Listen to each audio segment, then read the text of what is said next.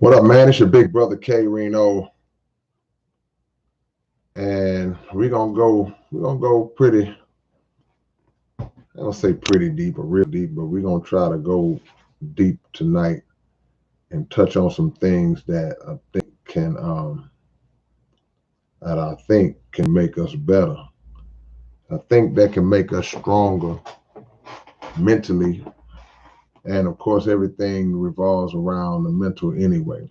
This is the kind of topic or subject that might not be as attractive to most people, but there are people who will um, gravitate towards this topic. Y'all will like this topic because y'all think like this.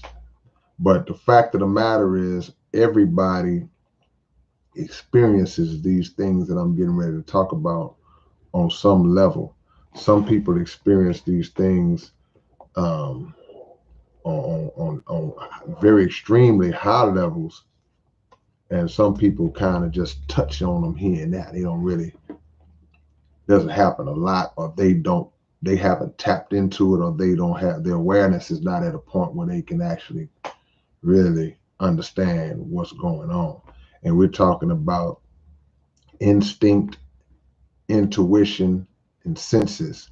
Now, of course, there are a lot of other words that I could have thrown in there that would have fit this topic, and we'll probably use some of those words as we discuss it. But the main thing is not just the senses themselves, but unlocking the power, because um, I'm of the belief that we all have the senses in us. They are naturally embedded in us. There are things that are naturally embedded in us from a mental standpoint that we don't even access on a regular basis, that we haven't even tapped into. And there are powers of our mind and levels and layers of our mind that we have not even ascended to.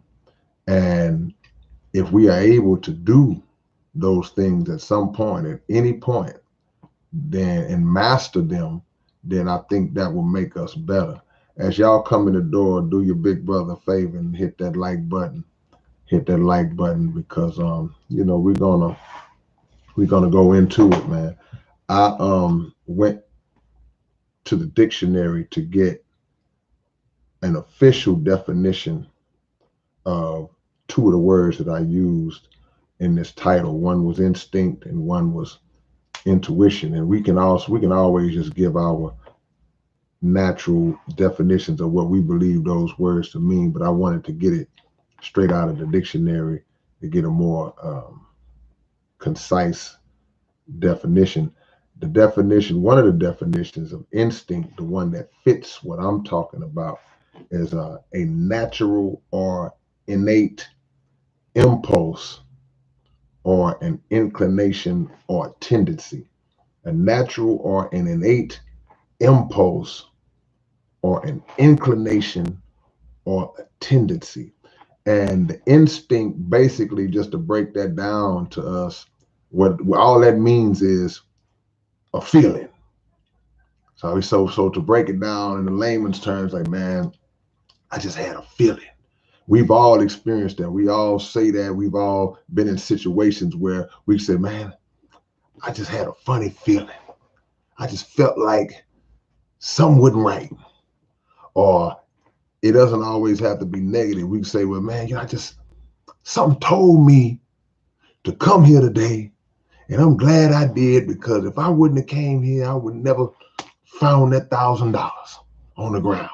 And the thing about instincts, sometimes they're very, very strong. They're almost like an urge. Like if you're hungry, and if no matter what you try to do, you cannot ignore that natural urge in your body to want to get something to eat.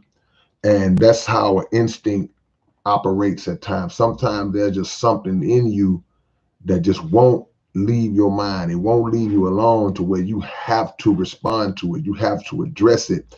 And it could be something that can serve as a protection to you, or it could be something that can be leading you towards something, as I said earlier, something that could be very beneficial to you. An inclination, when you have an inclination, that means you are inclining, that means you are leaning towards something. So something is mentally making you lean towards something that, again, may be a protector or may be something that can benefit you. So that is instinct. That is instinct. When you hear people talk about an athlete, they say, man, he just has that killer instinct, that killer instinct. And what that really means is that this person can sense when it's time to go for the kill, to mash the gas, to take it to another level, to accomplish what it is that we're trying to accomplish. You can sense when it's time. You can see weakness in an opponent. You can see a vulnerability in a situation that you know this is the moment that I need to move in and be victorious in whatever it is I'm trying to do. The second word I used was intuition. And of course, that's a word that we hear a lot. That's a word that people use. And they kind of use it in the same vein as the word instinct, but it does have some different nuances to it. The definition that I read on intuition was untaught knowledge, basically. It was untaught knowledge. And we all go through this as well. I'm sure everybody who's watching now has experienced this on some levels. There are certain things that you have never been taught in your life, not through a school, not through a parent, not through even a life experience, not through watching a documentary. There are certain things that you have never, ever been taught on any level about, but when you encounter them, somehow you have a pretty confident knowledge of what it means, what it is, and how to deal with it. That's an intuition. That's an intuition. And we all have that. We have that in us. It's like, man, how did you know that? And then somebody say, how did you know that? And you go, I don't know. I don't really know. You can't even explain it yourself how you were able to know that and tell somebody something or advise a person through a situation that you have no prior experience or connection to. But somehow we knew. It was an intuition. It was a sense. And that's the third part, the power of the senses. And what are senses? We've been taught that senses are the smelling, the hearing, the feeling, the tasting, and the touching. And those are basic, fundamental, surface, concrete senses, things that have an immediate impact on immediate gratification to the person who's experiencing the sense. It's like, okay, if I want to see, I'm laying like this, if I want to see, then I know to receive the gratification that I want to see come from seeing, I need to open my eyes. So now I can see. I've activated that sense. If I want to hear something, you hear sound coming from somewhere and you try to pinpoint what it is, you may turn down the music and then you lock in, you activate your ability to hear something. You turn on the water. Sometimes the water don't be hot when you first turn it on. You turn on the water, and then all of a sudden you say, okay, let this water warm up. But to figure out if the water is actually hot and ready to do whatever it is that you're ready to do with that water, you may put your hand in, you touch that water, you feel that water, and activate your sense of touch and feel. You activate touch and feel at the same time. But these are the basic senses. But there are other senses in us that are a lot more mental and spiritual than the ones that I just named. And those are the ones that we seem to either not be aware that we even have, or we don't believe that we can have them if somebody else even expresses to you that they exist, or you believe that you have them, you just have not been able to unlock them, whether you tried to or whether you just didn't. And those are the parts of life that we go through and experience, but we can't always explain. You have people who can definitively say, well, man, I have visions. There are people who have visions, and these visions are as clear as reality to a lot of people in their own mind. These visions are as clear as day. Like, man, I really saw this. Whether they saw it in a dream state, or some other state, and I don't mean a drug-induced state, but however they saw it outside of that, could have been a drug-induced state, but I don't condone that. But that there are people who can look and say, man, I saw you being in this position. I saw myself going through this or going through that. Then there are dreams that people have that are so vivid and so real, so realistic, that these people know that information is being sent to them through these dreams. Now, it's not always accurate, because look, unless you are the greatest dream interpreter in the world, some of the things that we dream about, majority of the things that we dream about, make no sense to us. Now, I don't think that the mind wastes information, but if I dream that I'm bouncing on a trampoline with a monkey on my shoulder, then I wake up, I'm going to need somebody to interpret that for me to believe that this is somehow a connection to my life that I need to have an understanding about. But there are others that are more clear cut. There are others that are more direct, that we say, okay, I can piece this together.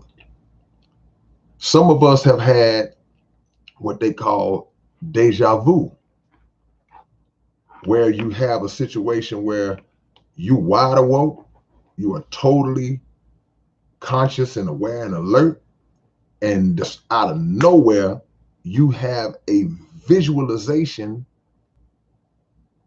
as you come into a moment, and you say, wait a minute, I already did this.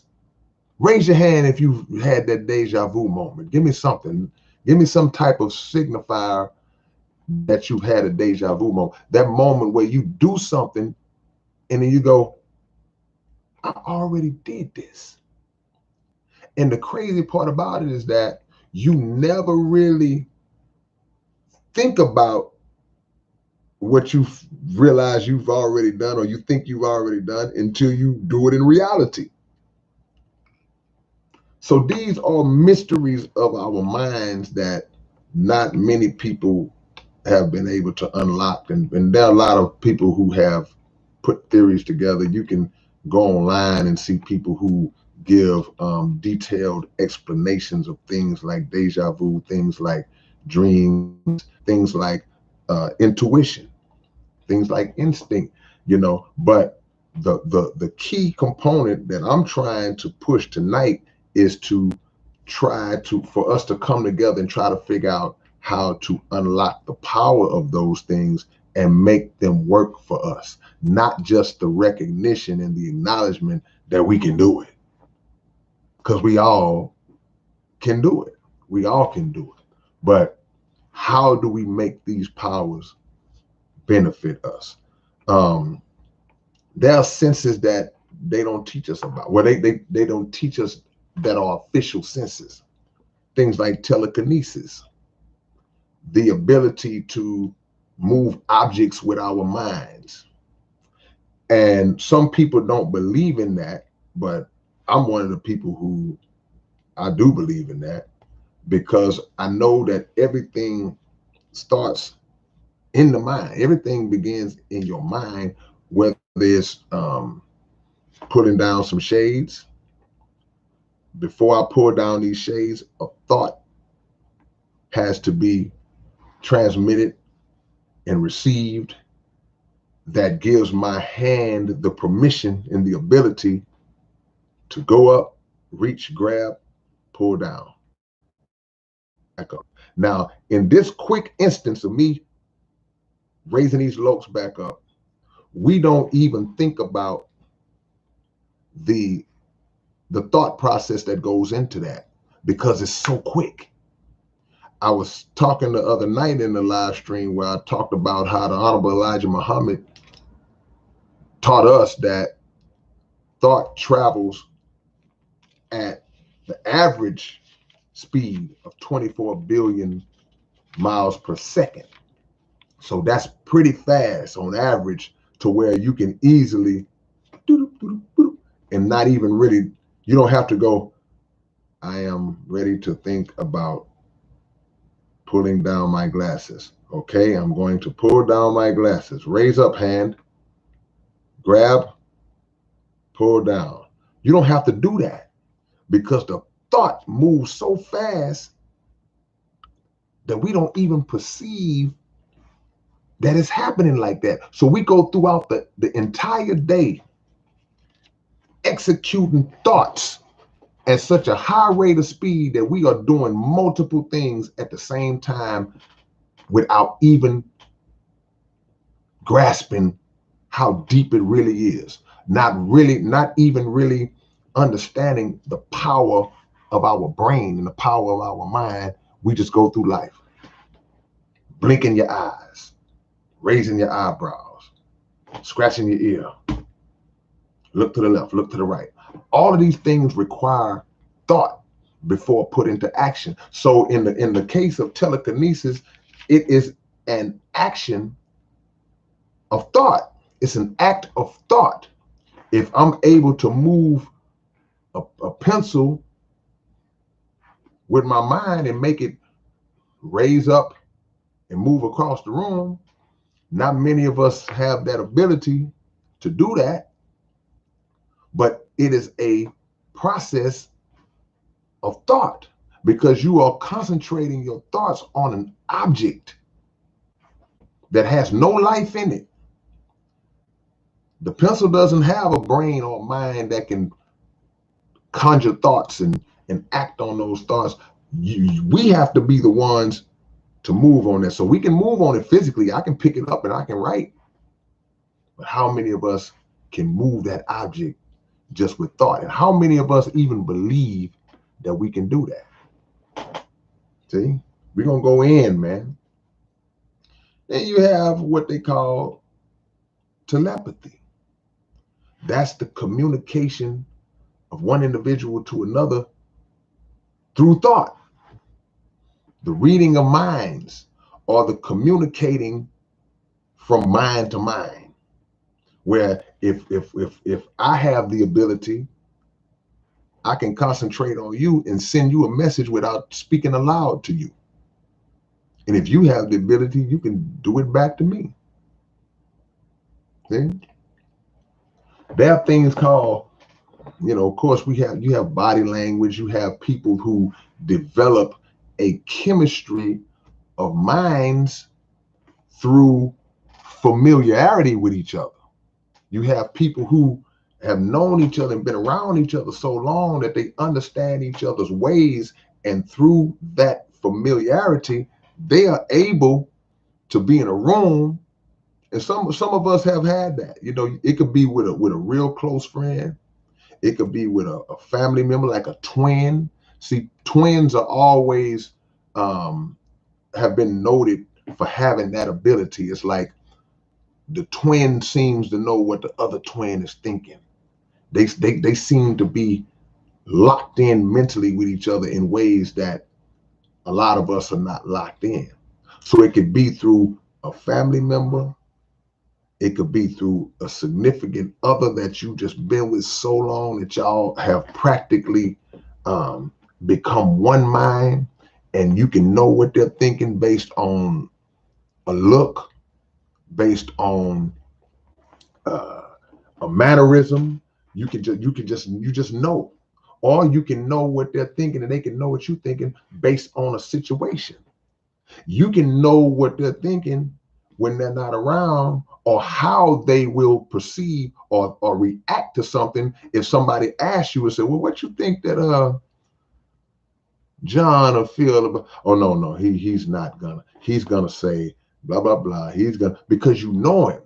So that's kind of on a base level, but it still counts, because that familiarity comes through that, just that chemistry comes through that growth and that familiarity that y'all have, to where the people say, man, we here. People have that.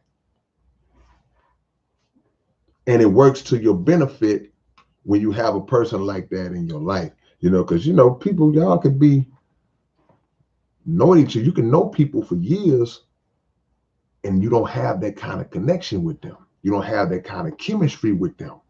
See? Anybody who plays basketball knows the importance of chemistry, and it's a principle in this.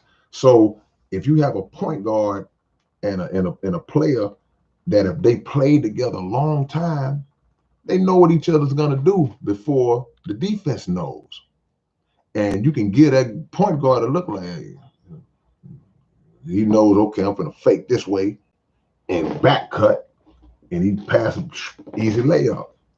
See, so the point I'm making to say that part, those things can be developed within individuals. You can develop that kind of mental connection with people, and it will strengthen a relationship and strengthen a bond. And it depending on what type of endeavors that you are trying to go into, it could be very beneficial. Now, all these things are God-given. There are some people who don't believe in a higher power, don't believe that a creator constructed this whole grand scheme that we are part of, this whole structure that we are part of. But I'm not one of those people. I believe that there's a God who instilled all of these qualities in us, because he has those qualities and he is the master of those qualities. So he instilled these same qualities in us, but unfortunately we have not unlocked them. We have not unlocked them. See? So when you start to have things in the society and things in the world that take your focus off of the development of your inner self, then your inner power becomes buried under all kind of crap, all kind of distractions. So now we got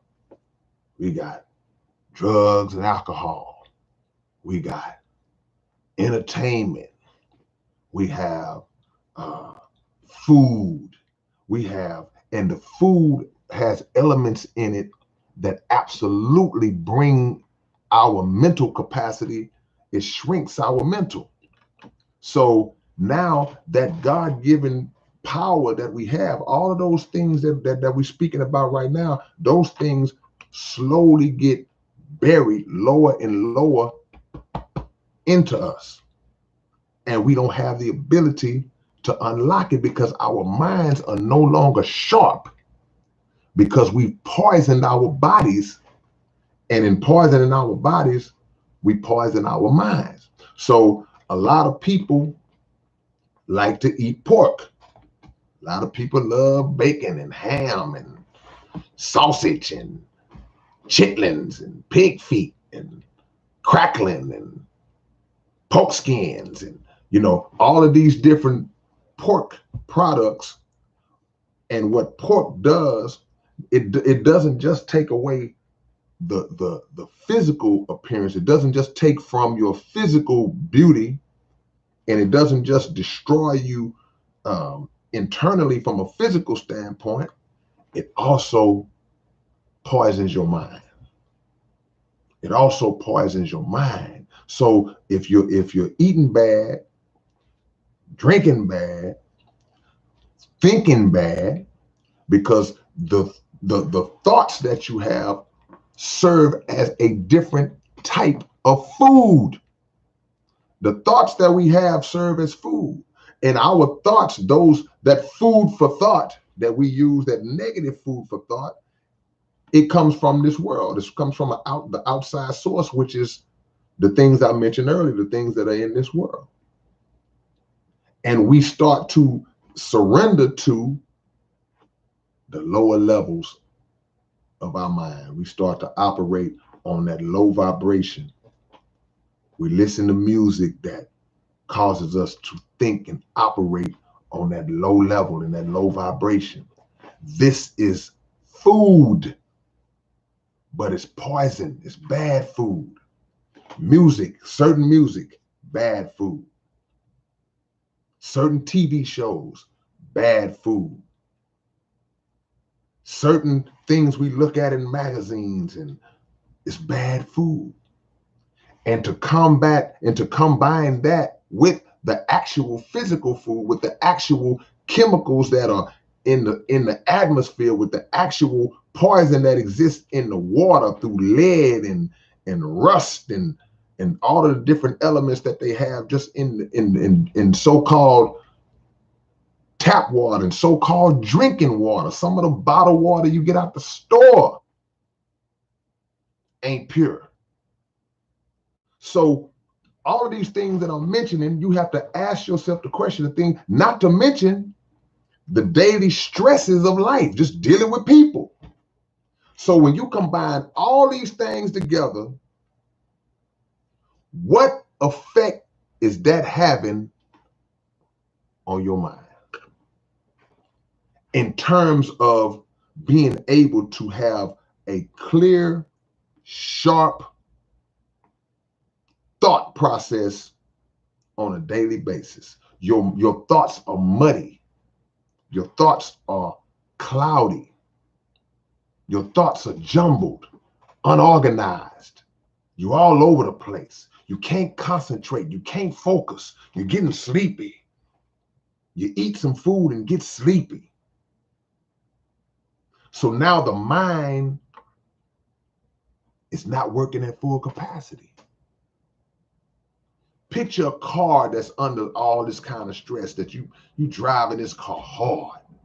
You won't change the oil. Don't check the fluids.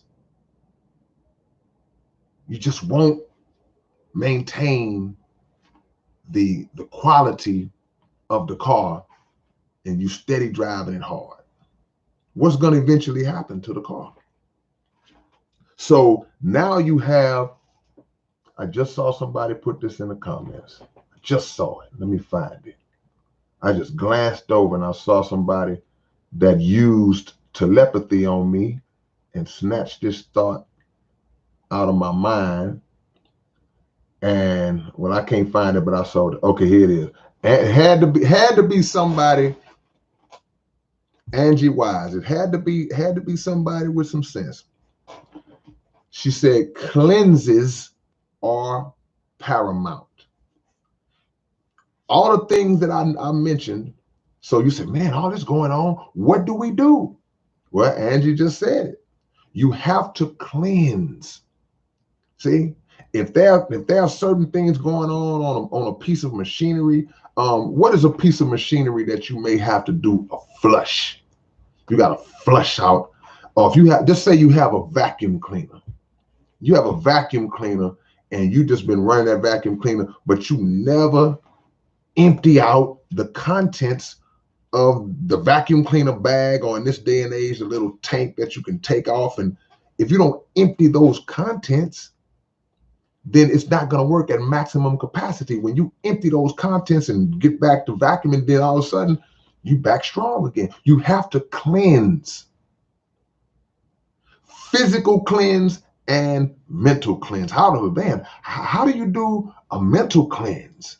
That's what people might ask. You know, we know how to do a physical cleanse. Okay, if I can fast, then that allows my body time to remove toxins and to heal certain things that's going on in my body, and to flush out certain impurities that are in my body. Drinking good water and fasting for a certain amount of days, it allows my my digestive system to kick back in and start working properly without being overworked, because I'm eating 3 times a day like they taught me to do, which is not what we should be doing. We shouldn't be eating 3 meals a day, but we would talk that crap so they can make more money. But you eating 3 times a day and not giving your body time to digest one meal before you turn around and eat another one. So you backing yourself up with food, and you're wondering why by the time you 28, you already got a pot belly and you're already on 2 or 3 medications, and you're sluggish, and this has nothing to do with, well, hey man, it's in my family, and oh man, no, it has to do with eating habits that we 100% have the ability to control. Go to NOI.org and order the book, How to Eat to Live. Go to NOI.org and order a book called How to Eat to Live by the Honorable Elijah Muhammad. It'll make you better. So you fast. If you have other means of cleansing your colon, natural means of cleansing, you cleanse. Because food and toxins accumulate in our body that never come out. Some of y'all going 2 and 3 days without taking a dump. Let's just call it for what it is. Going 2 and 3 days without using the bathroom, man, and think that's normal. No, you're backed up. We backed up. But a mental cleanse, that's a different animal. A mental cleanse can consist of a mental fast. The same way when you fast from physical food, you're refraining from eating food. Or in some cases, we'll eat certain types of food for a certain period of time, or not eating any food at all for a certain period of time. You do the same thing mental. I'm not going to watch no reality shows for 2 weeks.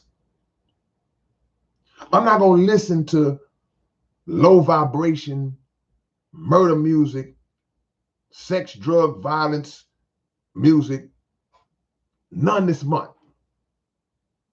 I'm going to read information that's beneficial and strengthening my mind. I'm going to concentrate and do that for the next 2 weeks.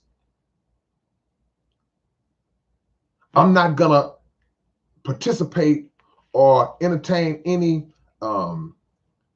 slack talk and negativity and BS and problematic. I'm not going to do that for an entire month. That is a mental fast. The same way you're not putting physical poison in your body, you're not putting mental poison in your body. And if you combine them, which you should, you combine the elements of praying, fasting. Some people like to meditate and reading scripture, if you don't subscribe to the scriptures, you're reading, ingesting principles of life, which is all in the scripture anyway, positive principles of life. It sharpens your mind and it sharpens your senses. It sharpens your instincts. It sharpens your intuition. So now things around you start to become way more clear. You start to have a different type of focus on your environment. You hear things better. You see things better. You read things better. And I'm not talking about reading. I mean reading like situations in life. Because your mind is now functioning on a higher level, minus all of the BS that we put in our mind on a daily basis. You should try it. There's a calm that comes over you because you have immersed yourself into a process that's serious now. You go 2 or 3 days without eating. You ain't doing a bunch of joking and playing, and that's just 2 or 3 days. I know people who have fasted for 30 and 40 days. I ain't on that level. I barely pull off 2. But the times that I've done it, your focus is different. You're serious. You're on another level. You're not entertaining any foolishness because your body and your mind is going through a process. You're going through a process. See? Instinct, intuition, and the power of the senses. The mind is the key to everything. It's the key to everything. Everything that you want out of your life, you right there. Everything that you want out of your life, the ability to bring that to reality exists in your head. It's there. It's already there. But you have to lock in. You have to tune in on the proper frequency that will allow you to extract it, to take it from the level of being just a thought and then mold it and shape it into a actual concrete reality. You transfer it from the abstract to the concrete. Y'all don't think y'all can do that? See? Let me see what y'all talking about. Christos Demetrius said, I fasted for 30 days on green juice and cured my psoriasis permanently. Look, we live in a society, man, that is so pharmaceutical driven, so drug driven, because it's all based around the accumulation of money. So anything that's wrong with you, you mentioned psoriasis, anything that is wrong with you can be self-cured through a process, a physical process of discipline.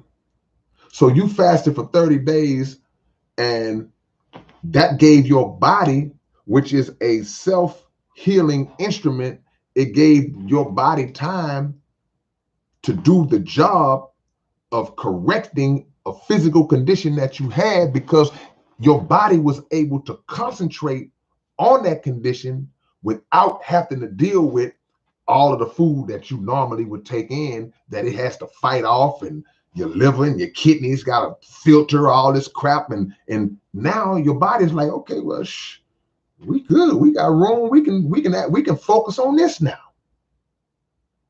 So that's a great comment. See what else y'all talking about. That's right, Snoopy. Quote them bars, man. Abstract data giving birth to concrete matter. That's what it is. Who wrote that? All about money, not the cure. There's no future. There's no financial future in curing sickness in this country and in this world. It's no financial future in that. They cured cancer tomorrow.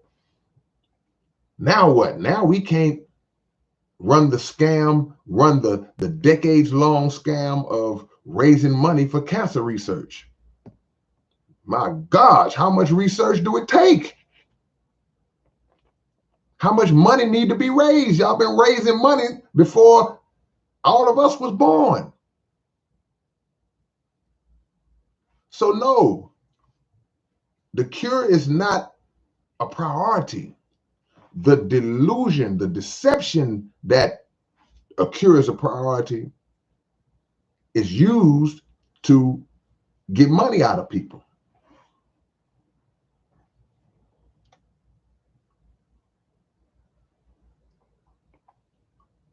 And the beautiful thing about that book that I mentioned by the Honorable Elijah Muhammad called How to Eat to Live,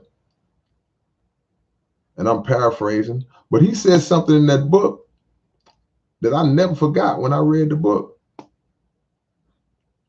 He said that the doctors don't live any longer than the patients. Now think about how profound that statement is. You get sick, you go to the doctor starts telling you all this different stuff. He prescribes certain medications for you and things of that nature. But when you really think about it, it's like, okay, well, if his knowledge is that superior and that supreme, which he, of course, has went through courses of study where he has an understanding of human anatomy. He knows functionality of the body, and he knows certain medicines. He knows a lot. I ain't just being ignorant to what a doctor has to go through and learn, but they don't know everything. And some do know better, but they make their money because they got to write them prescriptions for you. But the Honorable Elijah Muhammad said the doctors don't live any longer than the patients. How many 150-year-old doctors you know? How many 200-year-old doctors you know? The doctors get sick and die. Dr. Brad Wilson, he was 72. Okay, he was. What happened to the doctor? So they don't. So in my Kanye voice, the doctors, you don't have all the answers, doc.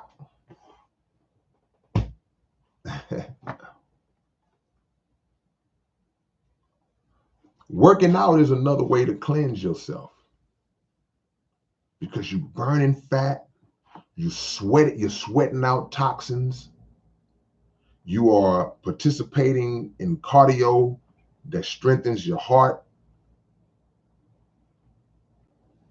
So we can't be around here not doing any form of physical exercise, man.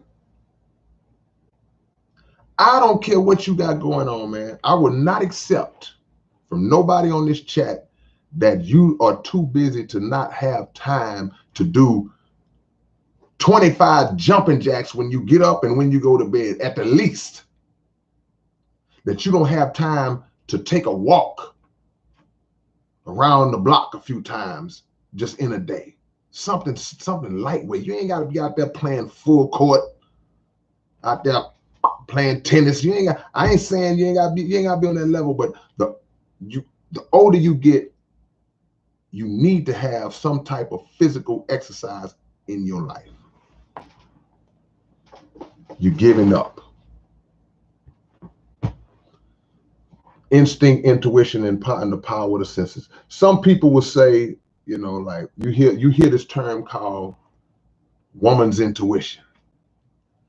A lot of women will say, well, my woman's intuition told me this and told me that. Now we're going to go into the phase of the thin line, the balance of true instinct and intuition and false instinct and intuition. Because a lot of times we will perceive things as being our intuition, our instincts kicking in, but in reality, it's just something that we making up in our own mind. So you got to be very careful with that part of it, because you can formulate a scenario in your head based on the circumstances that are surrounding you, and that scenario may be totally off or inaccurate, and you attribute that thought to my senses told me. But how many times have we been wrong in our assessment of things? And then you find yourself go, oh, my bad. Well, I thought, I'm sorry. I thought that, man, I thought you was trying to steal my money. I saw how you kept going back and forth in the room, and I just thought, and when we make that mistake of falsely perceiving something, then we make a bigger mistake of taking our false perception and then imposing it on somebody else. Hey man, you gotta watch such and such, man. I just don't trust that dude, man. Man, hey man, you better watch old girl, man.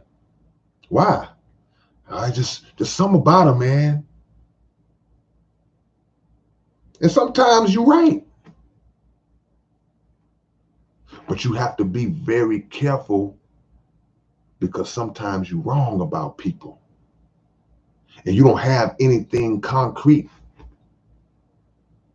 to go on. You may be making that judgment off of something that triggered you from your past, but something slightly in that person reminded you of something that triggered you in your past, and now you're trying to put that on somebody else.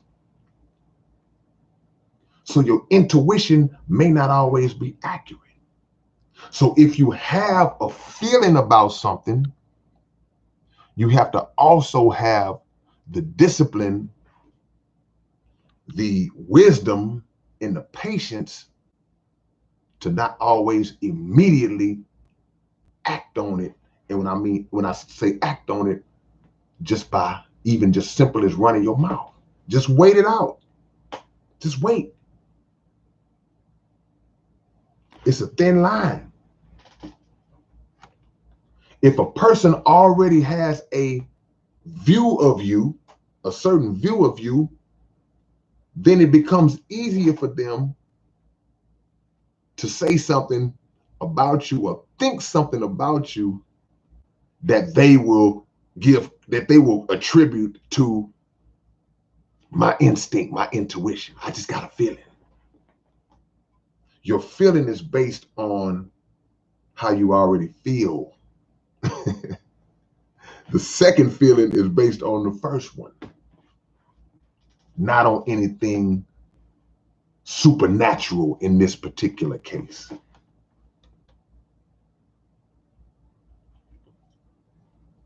Always now, I think you just said it really well.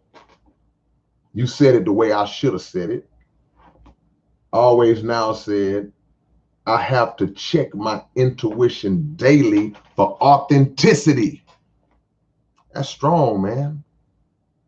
You have to check your intuition for authenticity because you could be wrong. Everyone on here has been wrong. All of us have made a false judgment of somebody, of something.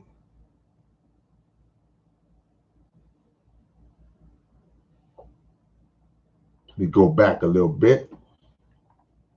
We're talking about instinct, intuition, and the power of the senses. All these things, we are a vessel that has to constantly be worked on and monitored, self-monitored, self-worked on, self-assessed, self-checked in order to continue to max out and be the best that we can be. I like the practice of reciting the Quran, connect with Allah. That helps my mental and spiritual state of mind. Absolutely. There are some people who, when going through a crisis, they understand and then they go straight to scripture, because no matter what you're going through, there's a principle, there's a verse, there's a surah, there's something in scripture that can speak to your situation and offer a healing or offer a solution if we lock in and push to find that solution. We pray to a higher power, we pray to the supreme being for solutions. We pray to the Supreme Being for improvement of self. At least we should be. But when we pray to God for that improvement of self, what we have to do then is start to move on our own prayer. You don't pray and then lay. You don't pray and then just wait around. Oh, see, God ought to be sending that blessing down any minute, like you waiting on a FedEx package. You got to spring into action on your own, because God helped those who help themselves. And faith without works is dead. And lazy hustlers don't get fed. So get out the bed and use your head. So at the end of the day, that's a beautiful statement. You connect with God because he's the source of the solution. We don't have the answers. How else are we going to get them? If we leaned our own understanding and get caught up in, like Always Now said, not checking for the authenticity of our intuition, then we can tangle ourselves up in self-deception. See? Self-deception. Got to have humility to unlock the power that exists within you. And why do I say humility? Man, what you mean you got to have humility? You have to be humble enough to know that you don't know everything. You have to be humble enough to know that you could be wrong about something. And you have to be humble enough to come to God to say, to ask him that you not lead yourself or be led down the wrong road. You don't want to lead yourself down the wrong, because you can do it. We can do it. You have to ask God to protect you from you. Think about that. We pray for protection from outside entities, but we got to pray for protection from ourselves. Because you spend time with no one more than you spend with yourself. And when left to our own devices, a lot of times, see? See what y'all got, man.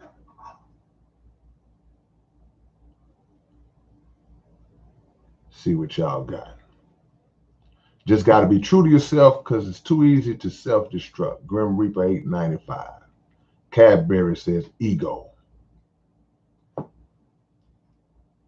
Yeah. Seen it. Chapter 2, How to Eat to Live, was helpful for me, okay? Thanks for recommending it. All praise is due to Allah. There's so much wisdom in that book. So much wisdom in that book. If applied properly, that's how I know it's from God. But that's another subject.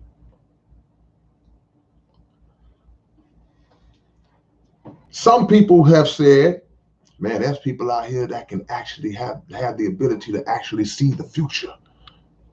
Like they have a prophetic spirit. They have a, I don't always go too deep into the prophecy conversations, because when I hear the word prophet, I think of individuals who I believe that were assigned by God, not individuals who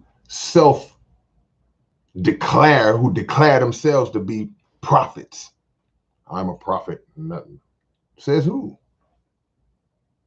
Because the role of a prophet and the duty of a prophet, that's a heck of an assignment. And the things that God allows a prophet to see, that's a heck of an assignment. It's a heck of I would dare to say, a heck of a burden. So I don't really, I shy away when people start referring to themselves as prophets. Or when other people say, oh, he's a prophet, he's a, no. Be careful with that word. Be careful with that word. We can say things that a person may say, man, that was, that when you look at it in hindsight, boy, that was pretty prophetic in terms of just the general, what you mean. And I understand what you mean when you say that. That means that he said something, boy, he said this 5 years ago, and now look, it's happening. That was a prophetic type of statement. I get that. But a prophet is far more complicated than that.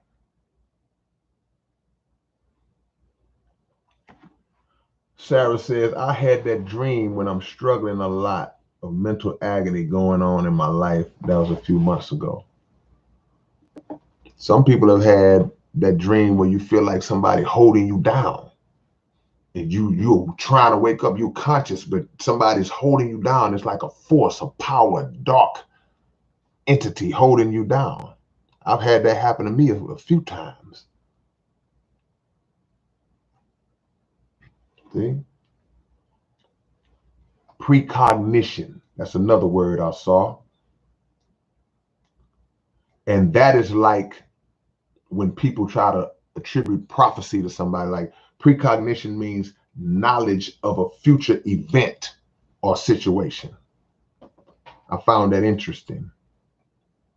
And I don't mean knowledge of it doesn't mean knowledge of a future event or situation based on because somebody informed you and gave you the intel on it, like, hey man, just letting you know, don't come to work on 9/11. Don't come to work on 9/11 because if you work at the World Trade Center, because something getting ready to happen. I'm just telling you. They're going by something that somebody told them already. They already knew. Precognition, cognition, cognitive, coming from the word cognitive. That awareness. That's different. There may be individuals that have that ability. I don't know. I only know of one among us that I believe to have that ability, and that's Minister Farrakhan. But he would be the first one to tell you that he's not a prophet. See? ZK594. Nah, man, I appreciate you, man. I appreciate y'all for taking time with me. I told y'all I wasn't going to hold y'all up. But I want us to focus on unlocking that power in us. Focus on strengthening yourself by strengthening your mind. The things I talked about. Cleansing as much of the BS out of your mind that you can. Cleansing your body. Exercising. Treating people the way you would want to be treated. Fighting against your own inner demons and negative spirits that you have in you. Practice on the proper treatment of other people, even strangers. Practice on positivity. Practice on that. And you start to raise your level when you do that. You start to elevate above the negative. So that if you are down in the mud with the negative people and you are participating in that mindset, then you're going to stay down there. Start to elevate. And they'll be looking up at you like, man. And they'll still be mad and negative, but you won't. Because what can you see Picture yourself on an airplane, and the airplane is on the ground. And when you're on the ground, on the runway, on the strip, you see everything. It's like being in the car. You look out the window, you look at the guy putting the bags in the thing. Whoa, look at that person over there. But once it starts to take off, then you get up a little higher. You see a few people down there. Then you get to the point where you go up a lot. You can see the houses. Oh, there's the baseball stadium. But when you reach a certain altitude, it just looks like little patches and squares. You don't know what's down there because you've elevated to such a high point that it don't even do no good to look down there no more, because you can't see nothing no way. That's how you have to raise your mental level up as it relates to negativity and negative people. It's like not even looking down there. I'm up here now. Now I have no time. I have no interest in what's going on down there. But it's funny how now peep this principle here. When you're on that plane at 25, 30,000 feet, you can look out there. You can't see no people. But if you on the ground, you look up, you can see the plane. So they'll be able to see you. They can look up at you and go, oh, but you won't be able to see them. You won't worry about them. Unlock your power, man. Unlock your power. Make your mind strong. Work your mind out the same way you work your body out, you lifting weights. Vail said the third eye view. People always say, oh man, open your third eye. That's right. The third eye is that vision that exists beyond the physical. The power of discernment, that instinct, that intuition, those senses. But you have to master that. We have to master that.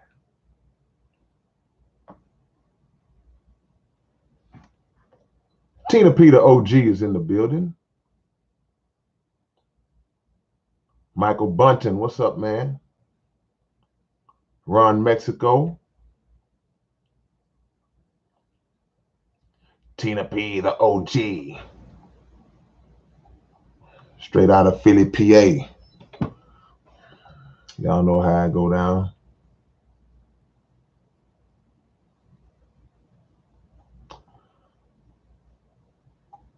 Sleep paralysis. Yeah, sleep paralysis, demonic attack. That's what it feels like.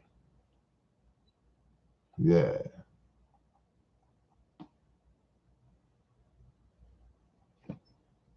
Gut feeling. That's a good term, Val. Some of us have been in situations, some of us have been in places where you just somehow know it's like something ain't right in here. Nobody said nothing, nobody did anything yet, but you just like, nah, this don't feel right. I gotta go. And you leave. That was a protection. I ran into a buddy of mine, my homie Alvando Ray, and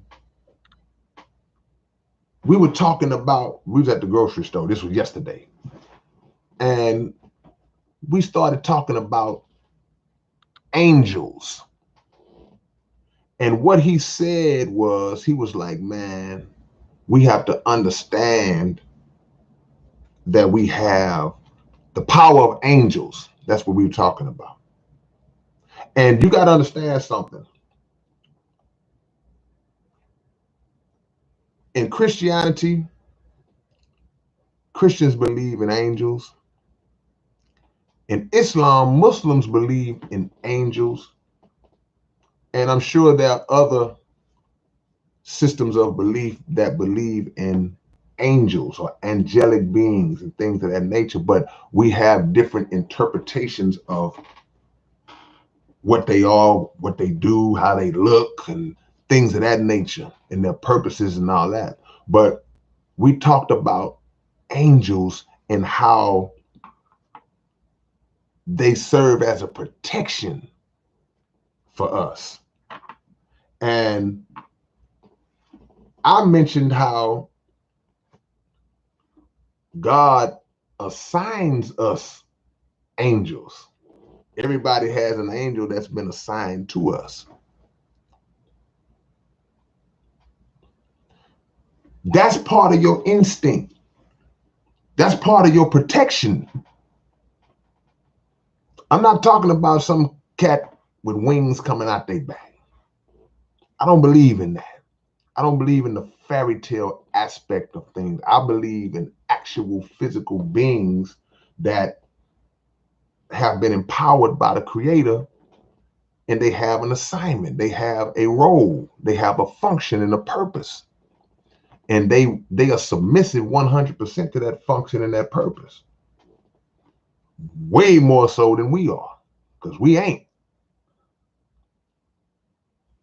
But we talked about angels and that protection. The self-protection, like you say, having a gut feeling, there are certain times when you absolutely know something ain't right. I got to go. You didn't know you was going to feel like that before you got there. And sometimes you don't even go somewhere because something is strongly in your head in that moment saying, don't do it. It's a voice in your head. The voice of God in your head.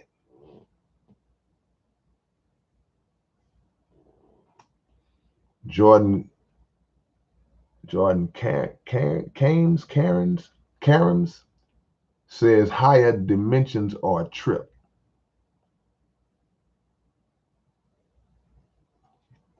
Chris Kraft says, and when they aren't submissive to that purpose, they are fallen.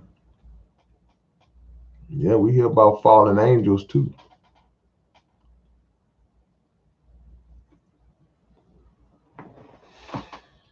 But we are here for a purpose, and we are here to elevate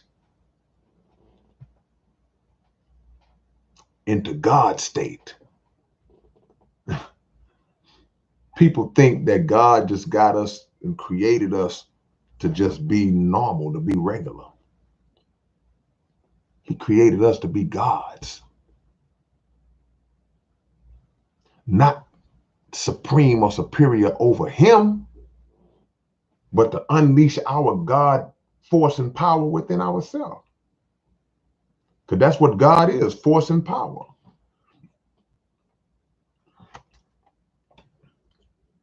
Gordism says reality is the physical form of consciousness. Yep, the abstract transforming into the concrete.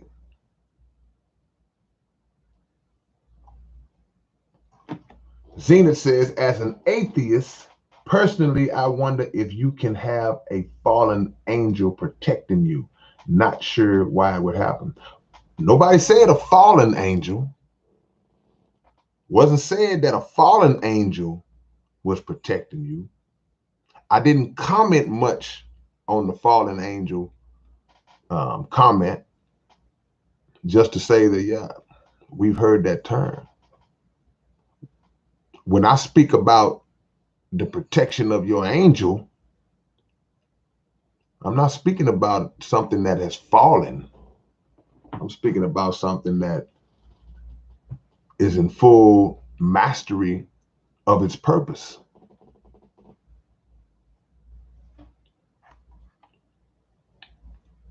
So it's a difference.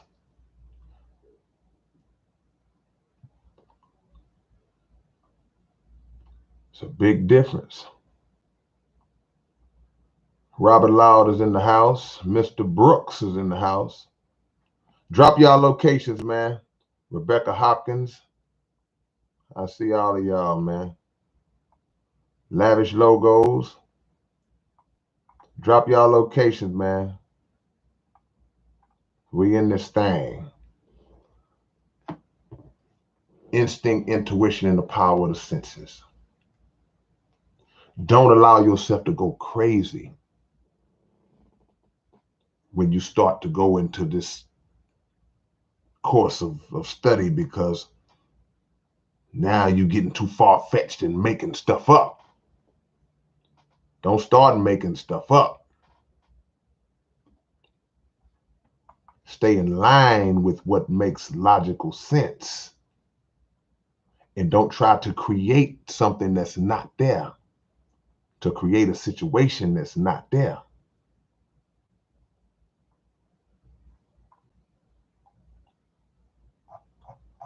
Let me know where y'all at, man.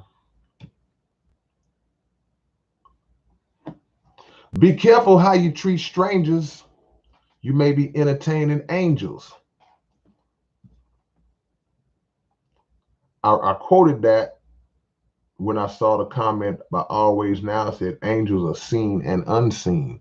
We don't know who we dealing with. We don't know who we seeing on a regular basis.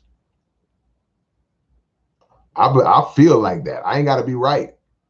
I feel like there's some people we come across and encounter in life, man. You might treat that person like trash in that moment. You don't even know. There might have been one.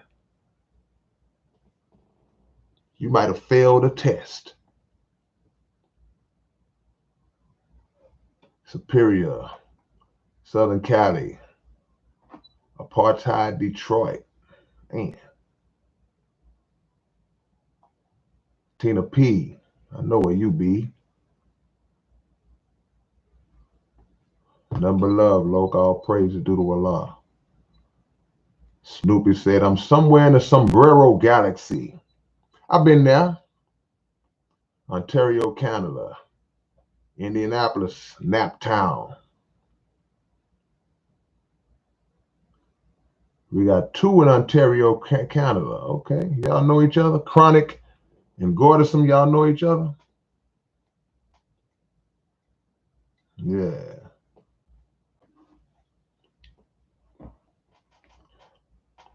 Extrasensory was another word I looked up. Well, I came across. Extrasensory.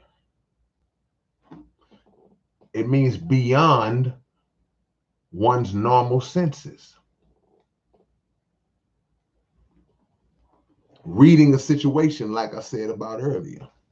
You know, this a new, I ain't gonna say new, but you know how people say now, they use the term now, they say, man, read the room. You know, you walk into a room and you on one wavelength, you in one mood, you might be happy and laughing, and you walk in the room just smiling, and then when you walk in, everybody in there looking like it's a problem, because you don't know what happened in that room before you got in there, and you walk in and you go, whoa, okay, I think I'm gonna leave. Because you see the environment, everybody looking at you like, don't come in here with that. And you read the room. Those are obvious examples, but it's other examples, man. You know, you ever sat in a room? It might be a waiting room of some sort. You sit in the waiting room, so it's 5 or 6 different people in there.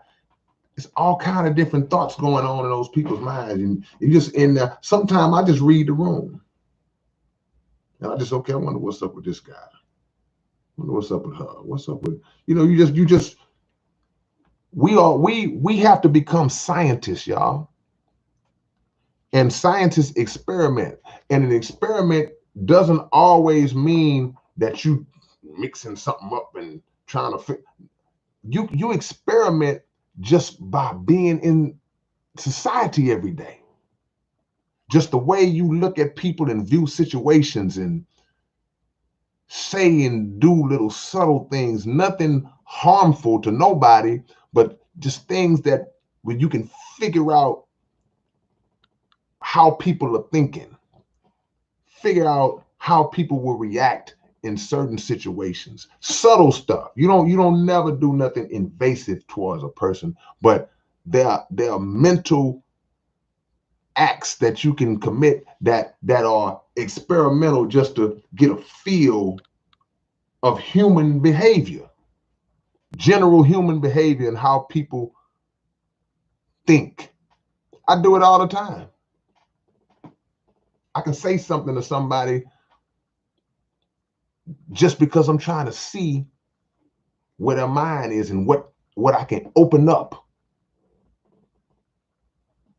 It's an experiment. People probably do it to me.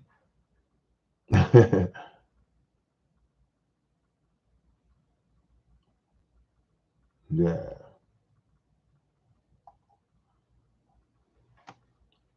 One love to y'all, man.